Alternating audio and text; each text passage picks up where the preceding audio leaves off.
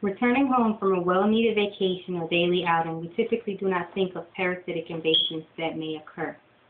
There may be those of us who take pride in cleanliness and avid hand washing, but let's think for a moment those who do not.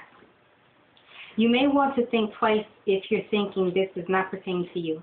If you or anyone you know has ever had a cold or flu, along with just about anything that has caused you to feel ill, we have all participated in the sharing of these viruses, bacteria, and germs. 1. What is a parasite? 2. What is a host? 3. The several multitudes of parasites. And 4. Effective course of action that we can take. First of all, it's important to know what a parasite is. A parasite is a living organism which receives nourishment and shelter from another organism in which it needs to thrive. Viruses, which are the smallest, average in size about 100 nanometers, which equates to 100 billionths of a meter. Bacteria, which is 10 times larger than a virus, sizing at least 1 micrometer, which is about 1 millionth of a meter long, and these also reproduce independently. Single cells are about 10 times larger than bacteria and average in size about 0.01 millimeters long. Multicellular organisms barely are seen with the naked eye, but can grow up to about 20 feet in length. A host. A host is an organism which harbors the parasite. Simply put, we are all hosts. We become hosts by catching a virus or having bacterial infections, but do not consider parasites as being such. Shaking hands, contact with pets who lick themselves and then licking you, children eating undercooked foods, including meats,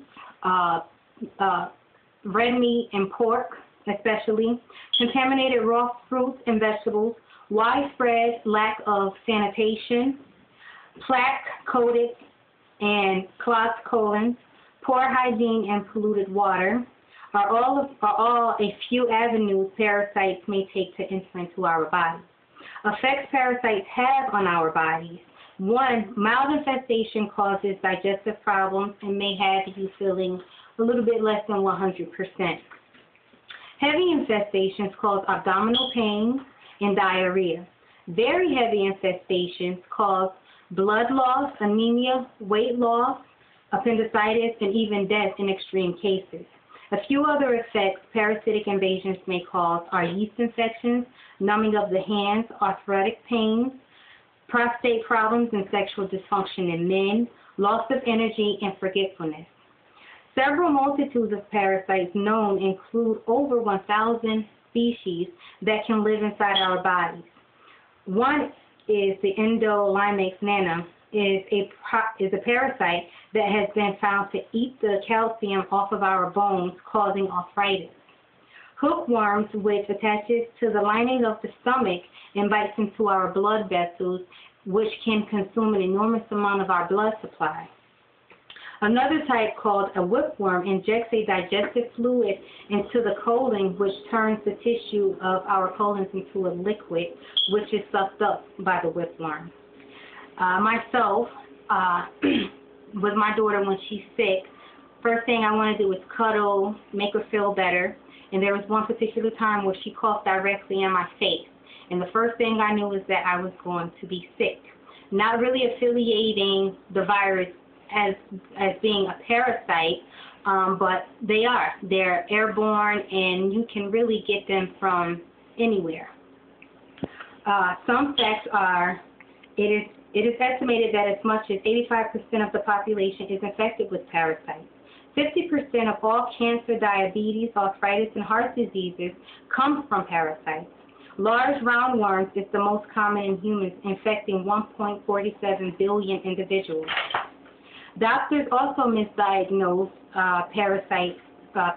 patients, often treating only the symptoms and not the cause, which are parasitic invasions. The World Health Report statistics show about 397,000 deaths occurred from parasitic infections. In my conclusion, keep in mind there are thousands of parasites that can exist and affect any part of the human body, including skin as well as your brain. My purpose is not to make us feel as though we need to live in a bubble or overprotect our children. Keep in mind that building a stronger immunity also helps fight against these parasitic invasions. The more we know, the better we are at taking actions that are effective in ridding our bodies of these parasites. Effective course of actions: wash hands thoroughly and often. Keep hand sanitizer available along with any antibacterial wipes if possible. Wash fruits and vegetables thoroughly. Limit your consumption of undercooked meats, again including red meat and pork. Children should wear very snug diapers or underwear while sleeping to prevent spreading parasites that can live underneath their nails and spreading them to other areas of their body. There's a recommended natural parasite cleansing supplement known as Herbal Fiber Blend. Cleansing supplements should also contain black walnut, clove, amino acid, thyme, and if you would like more information, go to www.nativeremedies.com. Dr. Jerry Nagosa states, parasites travel through our bodies, invading our tissues, stealing our energy, our nourishment, and our health, end quote. I am strongly urging to further educate yourselves on parasites, or commonly known to us as cold, flu, or regular infections.